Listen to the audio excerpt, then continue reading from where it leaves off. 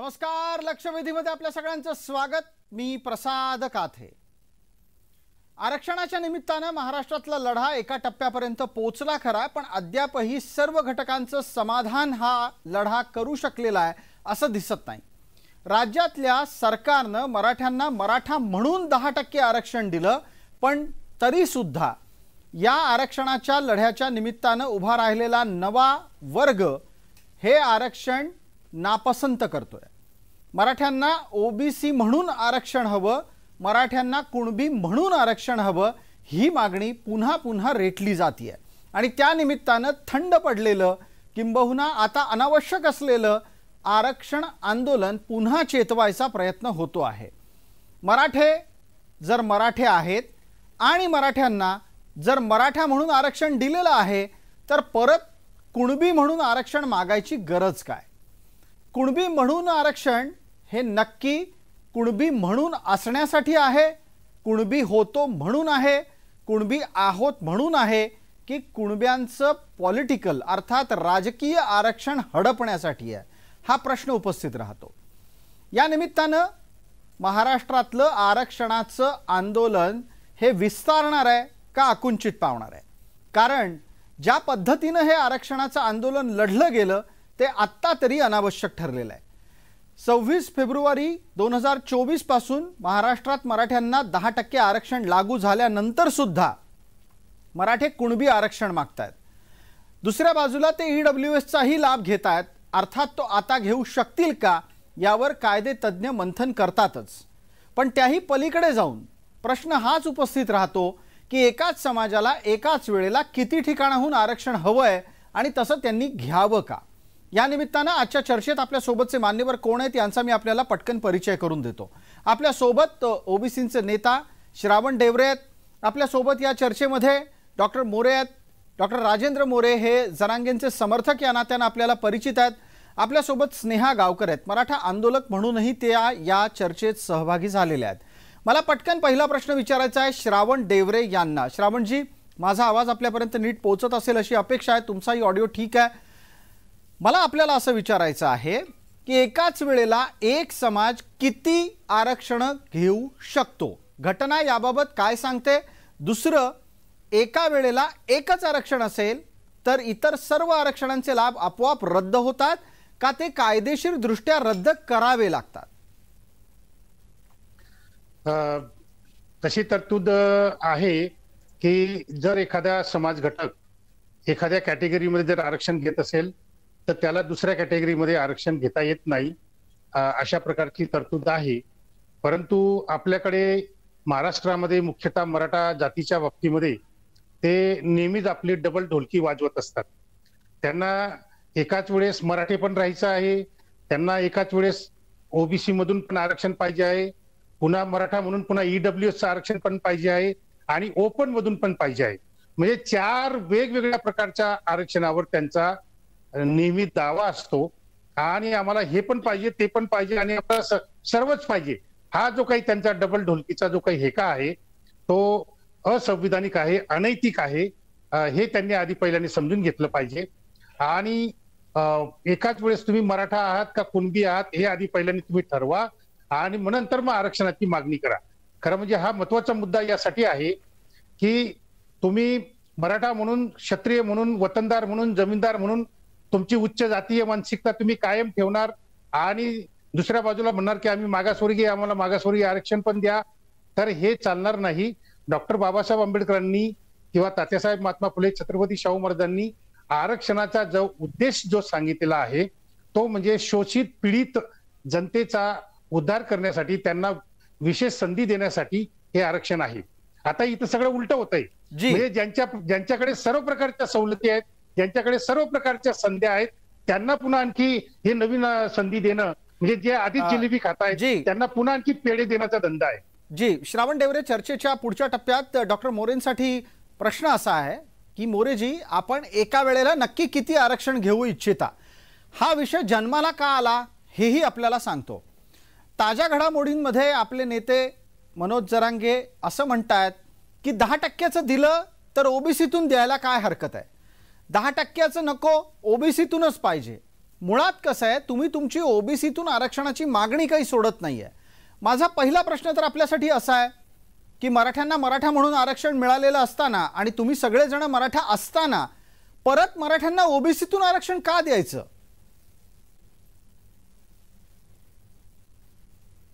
बरोबर आहे प्रसाद सर. माझा आवाज येतोय सर?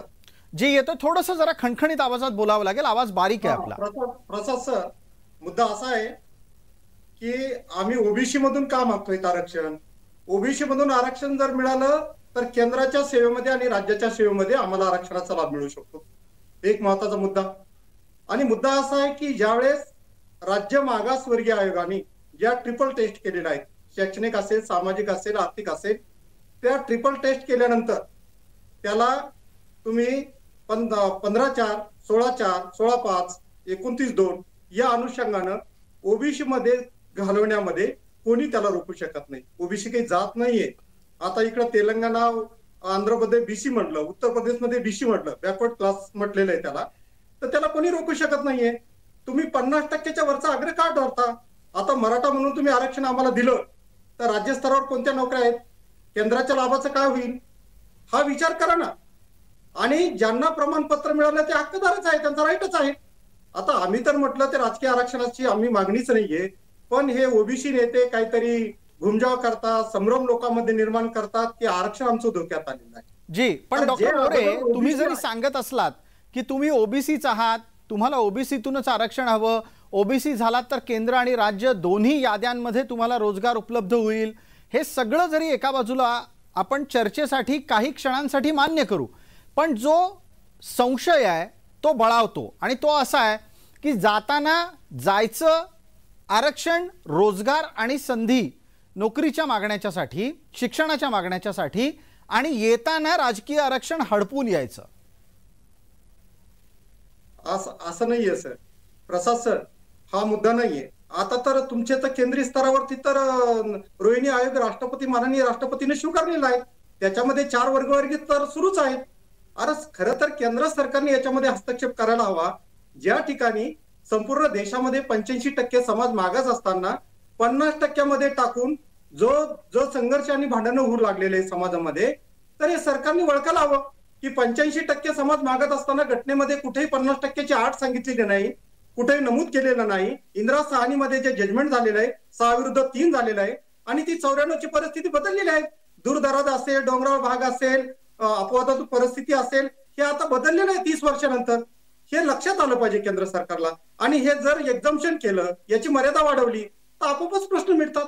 आणि ज्या पद्धतीने जेवढ्या जाती आहेत, ओबीसी असेल, आमचे बांधवच आहेत ते पण, तर त्या प्रमाणामध्ये, लोकसंख्येच्या प्रमाणामध्ये त्यांना जर आरक्षण दिलं तर प्रश्न सुटू शकतो. आपण असं म्हणत असताना प्राध्यापक श्रावण डेवरेंच्या चेहऱ्यावर हसू आहे. देवरे साहेब, मुळात मराठे ओबीसी आहेत असा त्यांचा जो आग्रह असतो तो कोणत्या आधारावर आपण खरा मानावा? यापूर्वी काही जुने संदर्भ दिले जातात आणि तेव्हा सांगितलं जातं की मराठे ओबीसीमध्ये कधी काळी मोजले गेलेले होते, कधी काळी त्यांना शाहू महाराजांनी आरक्षण दिलेलं होतं, त्यामुळे ते मागास आहेत. मग हे नक्की त्यांचं मागासले पण कसं आहे? नाही, हे बघा, मागासले पण ठरवण्याची जी काही व्याख्या असते ती भारतीय राज्यघटना अस्तित्वात आल्यानंतर बाबासाहेब आंबेडकरांनी ती स्पष्टपणे करून दिलेली आहे. शाहू महाराजांनी जे आरक्षण दिलं ते जातवर आधारित होतं. त्यावेळेस कुठलंही कमिशन बसलं नाही, कोणी व्याख्या करत बसलं नाही. फक्त शाहू महाराजांनी फक्त एका वाक्यात सांगितलं की जे ब्राह्मण नाहीत, जे सारस्वत नाहीत, जे प्रभू नाहीत, अशा सर्व जातींना आरक्षण. आता त्याच्यामध्ये सरसकट सगळे जाती आल्यात, नॉन ब्राह्मीण. त्यामुळे मागास अशा प्रकारचं त्यावेळेस शाहू महाराजांच्या काळामध्ये तो शब्दही नव्हता, त्याची व्याख्याही नव्हती. ती व्याख्या बनली भारतीय राज्यघटना अस्तित्वात आल्यानंतर. आणि मग कमिशन नेमले गेलेत. म्हणजे दलित जातींना आरक्षण कुठल्या जातीला द्यायचं, कुठल्या जातीला नाही द्यायचं, त्याच्यासाठी कमिशन आहे. आदिवासींचं कमिशन आहे. त्यानंतर ओबीसी आरक्षण आल्यानंतर ओबीसी कमिशनही अस्तित्वात आलं. आणि ओबीसी कमिशन हे ठरवतं, राज्याचं कमिशन आणि केंद्राचं कमिशन हे ठरवतं की कोणत्या जातीला मागास आहे किंवा नाही ते ठरवायचं, त्यांचं सर्वेक्षण करायचं. आणि मग सामाजिक आर्थिक सर्वेक्षण करून तर जर ती जात आर्थिकदृष्ट्या, सामाजिकदृष्ट्या, शैक्षणिकदृष्ट्या मागासलेली असेल तर मग तिला ओबीसी मध्ये टाकायचं.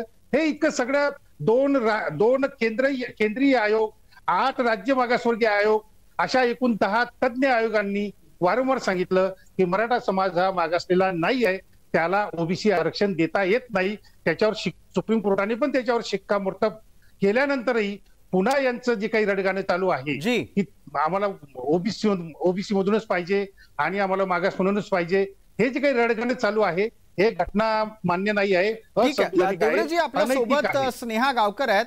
स्नेहा गावकर यांना मला पुढचा प्रश्न विचारायचा आहे चर्चेमध्ये. त्यांना सहभागी करून घेत असताना एक मुद्दा उपस्थित करतो. स्नेहाताई, या प्रश्नाचं उत्तर महाराष्ट्राला लागेल आणि तुम्ही गेली अनेक वर्ष मराठा आरक्षणाचा लढा लढण्याच्या प्रक्रियेतले घटक आहात, म्हणून मला त्याचं स्पष्ट आणि खरं उत्तर द्या. खरं तर संवैधानिक दृष्ट्या या गोष्टीची चर्चा टाळली जाते की कोणालाही जात विचारणं, पण जेव्हा आपण जातीय आरक्षणाची चर्चा करत असतो तेव्हा स्वाभाविकरित्या ही चर्चा अपरिहार्य ठरते की एखाद्याला त्याच्या जातीच्या संदर्भातली माहिती विचारणं. स्नेहा गावकर, मला असं वैयक्तिकरित्या वाटतं आहे, खरं आहे की खोटं आहे ते तुम्ही सांगा, की होय तुम्ही सुद्धा मराठा आहात? नमस्कार प्रसाद सर. नमस्कार.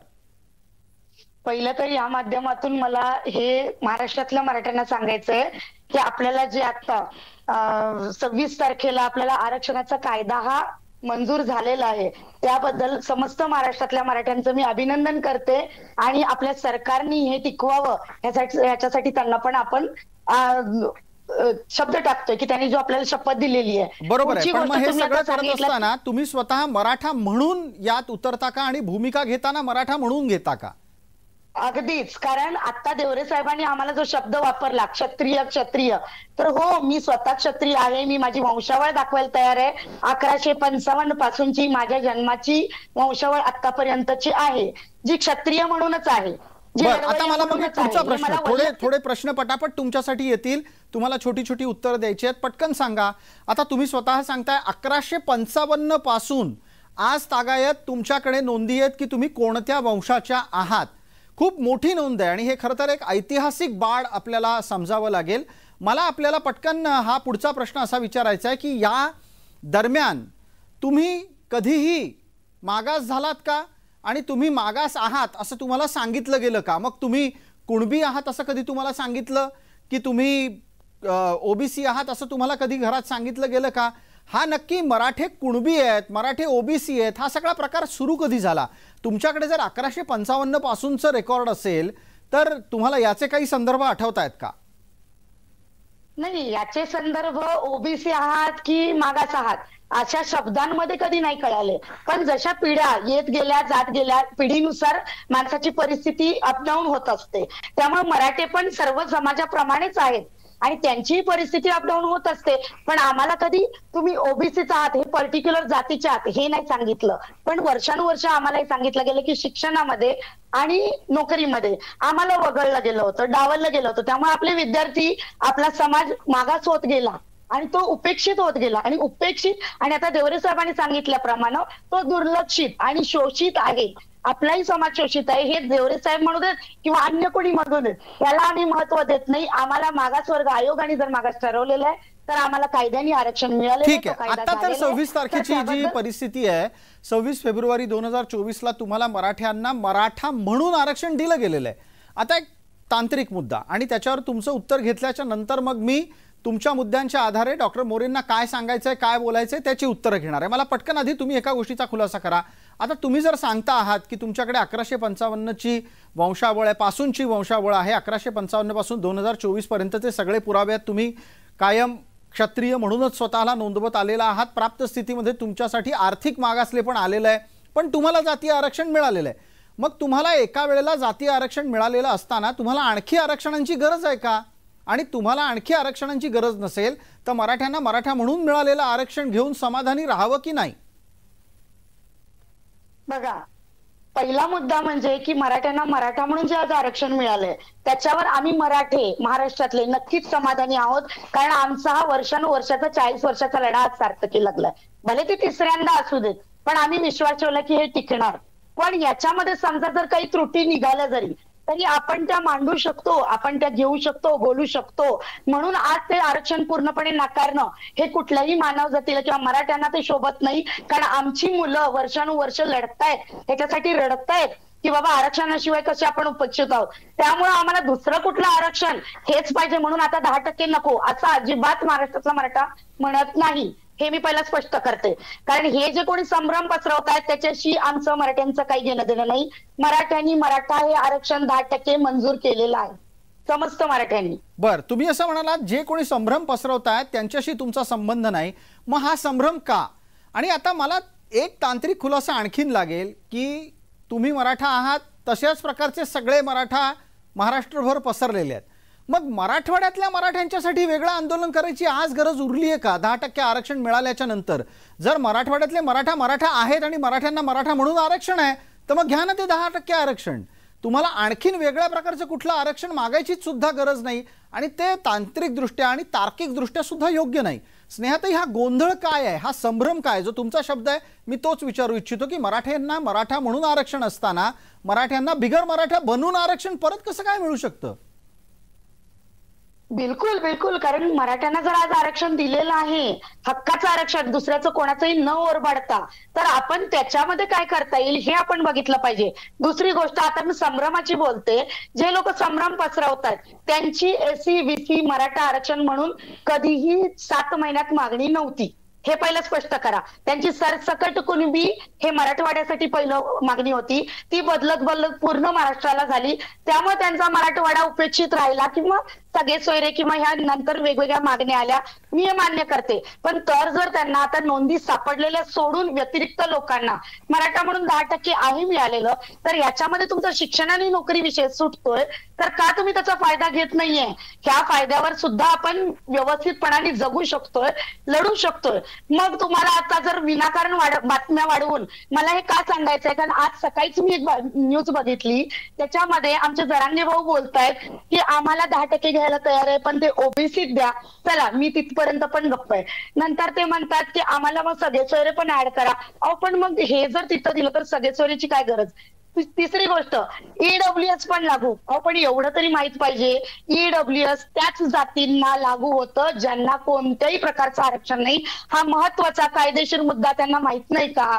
मग त्यांचे शिष्टमंडळ किंवा त्यांचे तज्ज्ञ मंडळ काय सांगतायत आणि ते काय बोलतायत? मराठ्यांची का आशा होतीये की न्यूज चॅनलवर येतंय की 3-3 आरक्षण तुम्ही मागताच कसे? हे काय प्रकार आहे? आणि त्याच्यातून जे मागतायत, जे 10% नको म्हणतायत, ते इतक्या गलिच्छ लेवलला शिवीगाळ करतायत की त्यांना कायदा माहित नाही. 10% मिळतंय त्याच्यातून फायदा काय घ्यायचा आहे ह्याच्यावर कधी चर्चा नाही. आणि शिवीगाळ करून आम्हाला नकोय, आम्हाला नकोय. तुम्हाला नकोय, आम्हाला मराठ्यांना पाहिजे. जी स्नेहाताई, या सगळ्या ट्रोल आर्मीच्या बद्दल आपण बोलूच, पण आता तुम्ही जे तांत्रिक मुद्दे मांडलेत त्याची उत्तर डॉक्टर मोरे यांच्याकडून घ्यायची आहेत. सगळ्यात पहिल्यांदा तर एका गोष्टीचा खुलासा डॉक्टर मोरे आपल्याला निश्चित झालेला असेल की आता मराठ्यांना मराठा म्हणून देण्यात आलेलं आरक्षण हे SEBC अंतर्गत, म्हणजेच प्रॅक्टिकली वस्तुस्थिती अनुसार ओबीसी अंतर्गत आहे. आता तुम्ही तसं ही ओबीसी मराठ्यांना मराठा म्हणून आरक्षण मिळवत असताना परत अजून वेगळं आरक्षण ओबीसीत कुठलं मागणार आहात आणि का मागताय? तसा सर, हा विषय तर क्रिएटिव्ह माध्यमातून सुटला असता 12-13%. लक्षात घ्या, शासन त्या स्तरावर प्रयत्न करतो, तो प्रश्न मिटला असता, तो मराठ्याचा विषय मिटला असता. आमची मूळ मागणी काय आहे? ओबीसी मधून आम्हाला आरक्षण हवंय. कारण ओबीसी मध्ये तेवढ्या जाती नाही, त्यांची लोकसंख्या 32% आहेत. कारण 16% उर्वरित आरक्षण मराठ्यांना तिथं मिळत आहे. 50%च ओबीसी आरक्षण. आणि ज्या अर्थी राज्य मागासवर्गीयाच्या माध्यमातून घटनेच्या 15/4, 16/4, 29/2, 19/2 च्या अनुषंगानं जो प्रवर्ग, जी जात, जो समुदाय मागास ठरतो त्याला तुम्ही ओबीसी मधून राहण्यासाठी कसा प्रतिबंध करू शकतात? पण डॉक्टर मोरे, हा काय तर्क असू शकतो की ओबीसीमध्ये जाती कमी आहेत, त्यांच्याकडे वाढीव आरक्षण आहे, मग त्यातलं काढून आम्हाला द्या, त्यातलं काढून आम्हाला द्या, हा संपूर्ण वेगळा मुद्दा आहे. तुम्ही आता ओबीसी झालाच आहात की एसीबीसीच्या अंतर्गत तुम्हाला 10% मिळालेलेच आहेत. मग आणखी आरक्षणाच्या साठीचा लढा असू शकतो की दुसऱ्याचं जास्त आहे त्याचं काढून आम्हाला द्या, ह्याचा लढा असू शकतो. एकदा ठरवा ना नक्की की जरांगेंना लढायचं काय आहे आणि मिळवायचं काय आहे. मुद्दा असा आहे याच्यामध्ये, प्रसाद सर, मला जरा वेळ दिला तर मला ते मांडता येईल. बिलकुल, आपण बोला.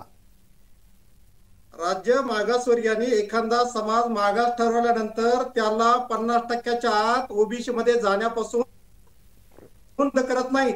ओबीसी नेते हे सांगतात ही घटनाविरोधी मागणी आहेत. सरकार देखील म्हणतं आम्ही 50%ला हात लावणार नाही. हे देखील घटनाविरोधी तत्व आहेत. कोणत्या तत्वानं तुम्ही वापरतात?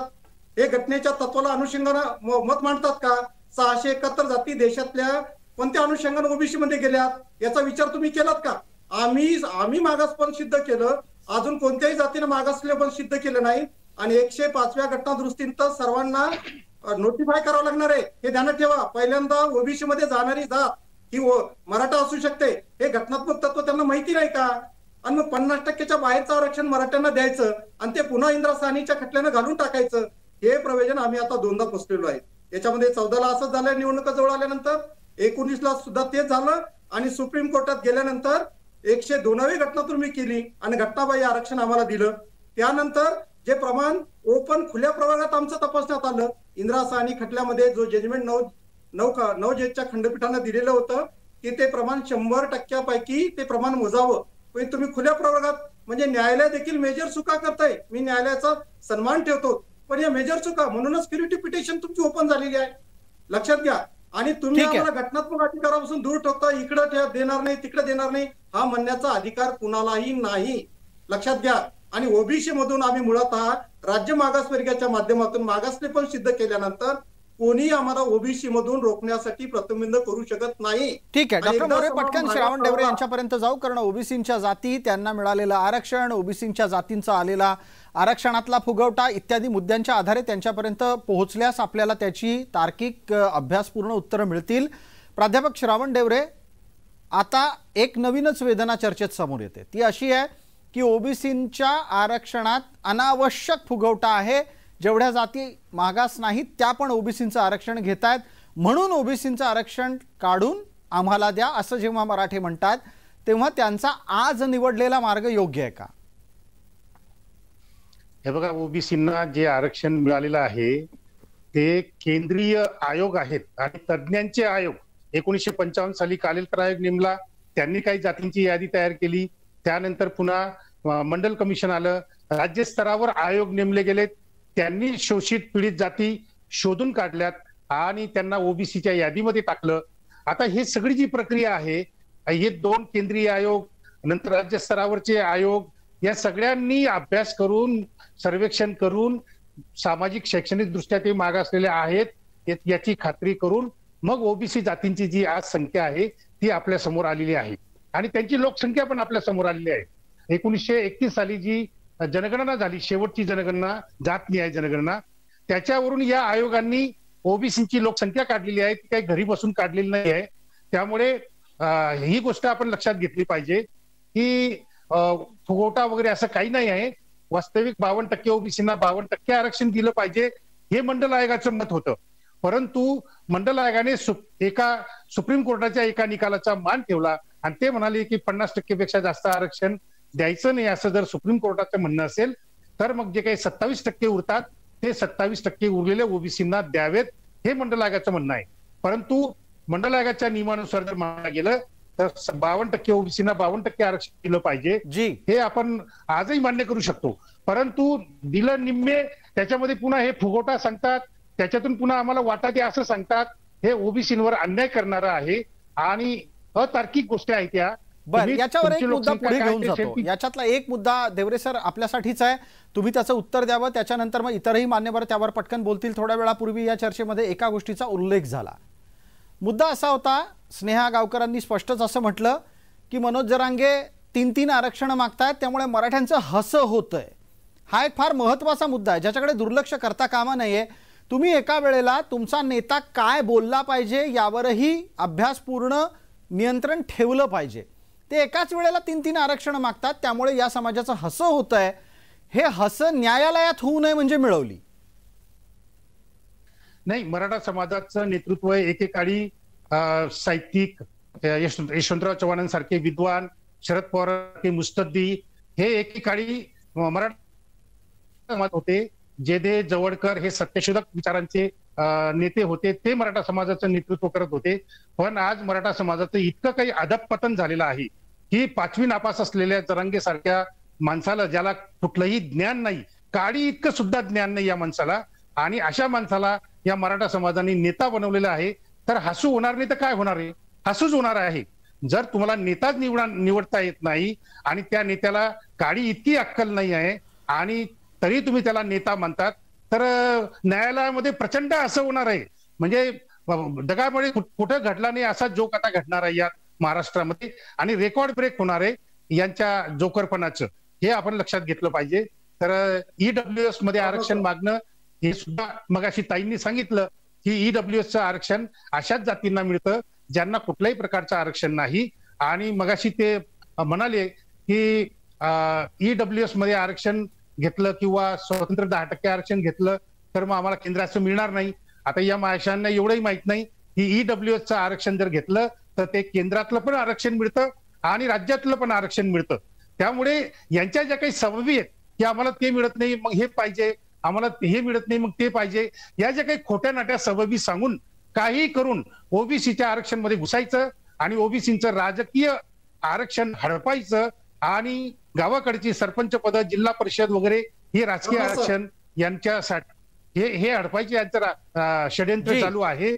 तर हे षडयंत्र यशस्वी होणार नाही आणि होऊ देणार नाहीत ओबीसी. डॉक्टर मोरे या सगळ्याच मुद्द्यांवर उत्तरं देतील आणि त्यानंतर शेवटचा माझा प्रश्न या चर्चेतला आजच्या दिवसासाठीचा स्नेहा गावकर यांना असणार आहे. आधी मोरेजी आपल्यासाठी पूर्ण 1 मिनिट देतो, आपण उत्तर द्यावं, प्रतिवाद करावा.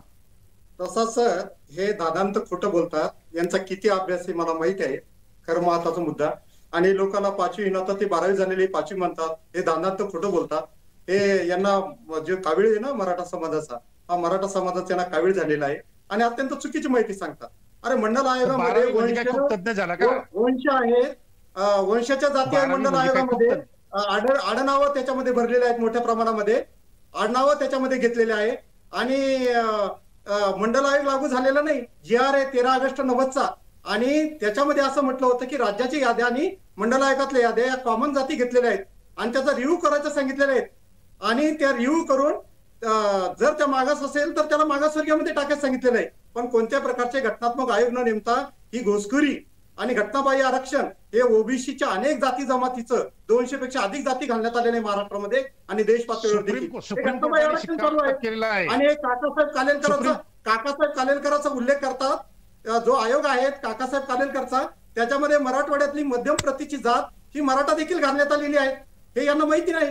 1931 ची जी जनगणना आहे त्याचा मिडल कास्ट म्हणून मराठा जाती 7 प्रकारचे ग्रुप आहेत मराठा जातीचे, जरा बघावे देवरे साहेबांनी. आणि कोणत्याही नेत्यावर निराधार प्रकारचं बोलून 851 861 इंदिरा साहनीतलं जर तुम्ही जर पेज क्रमांक आहे ते वाचा आणि मग त्याचा रिव्ह्यू करा. आणि तुम्हाला हे सगळं ओबीसीच्या जातीचं रिव्ह्यू करायचं सांगितलं, मागासले पण सिद्ध करायचं सांगितलं. आतापर्यंत कोणताही मागासले पण सिद्ध न करता घटनाबाह्य आरक्षण हे चालू आहे आणि मोठ्या प्रमाणात आता याच्यामध्ये रोहिणी आयोगाने सांगितलं की 40% प्रमुख जाती ज्या मतदानाच्या ते 63% आरक्षण मिळवतात आणि बाकी जमातीला मोठ्या प्रमाणात या प्रमुख जातीने अन्याय केलेला आहे. याच्याबद्दल हे बोलत नाहीये. अगदी मोरेजी वेळेच्या मर्यादेमध्ये आपल्याला चर्चेला आटोपतं घ्यायचंय. पटकन देवरेजी आपलं उत्तर आपल्यासाठी पण 1 मिनिट. हे बघा, हे जे काही म्हणतात की या जातींनी इतकं घेतलं तितकं घेतलं, जात न्याय जनगणना झाल्याशिवाय अशी आकडेवारी कोणी सांगू शकत नाही, कोणी किती घेतलं कोणाला किती नाही मिळालं. हा महत्वाचा मुद्दा आहे. जात न्याय जनगणनेसाठी ओबीसी आंदोलन करतो आहे. जात न्याय जनगणनेसाठी ओबीसी आंदोलन करतोय, मराठा कुठेही आंदोलन करत नाहीये, हे लक्षात घेतलं पाहिजे. आणि 75 वर्षापासून तुमची सत्ता आहे, 70-75 वर्षापासून सत्ता आहे. सगळं काही निवडलंय तुम्ही, सामाजिक शैक्षणिक सगळं काही तुमच्या जवळ आहे आणि तरी सुद्धा पुन्हा आणखी आरक्षण मागायचं हा कुठला धंदा आहे मला समजत नाही. आणि मंडल आयोगाने जे दिलं त्याच्यावर सुप्रीम कोर्टाने शिक्कामोर्तब केलेलं आहे. सुप्रीम कोर्टाने शिक्कामोर्तब केलेलं आहे. असं काही कोणी काही घरात बसून आरक्षण घेतलं नाहीये. सुप्रीम कोर्टाने शिक्कामोर्तब केलेलं आहे. सुप्रीम कोर्टाने शिक्कामोर्तब केलेलं आहे. आणि सर्वेक्षण करायला कोण नाही म्हणतं. आणि सर्वेक्षण काय करता, जात न्याय जनगणना घ्या असं आमचं म्हणणं आहे. बिलकुल, आपल्याला या चर्चेला वेळेची आठवण आहे आणि अशा प्रकारच्या या विविध मुद्द्यांच्या आधारे चर्चा परत होत राहतील. आत्ताच्या घडीला तरी मराठ्यांना एकाच वेळेला अनेक आरक्षण मागून मिळणार नाही. जे मिळालंय ते पुढे टिकवणं कसं हे त्यांच्या नेत्यांसमोरचं खरं आव्हान आहे आणि ते राहणार आहे. आपण या निमित्तानं चर्चेत यापुढेही भेटत राहू. तुर्तास आपण सर्व मान्यवर चर्चेत सहभागी झालात त्याबद्दल आपले मनपूर्वक आभार. लक्षवेधीच्या या चर्चेत तुर्तास इतकंच.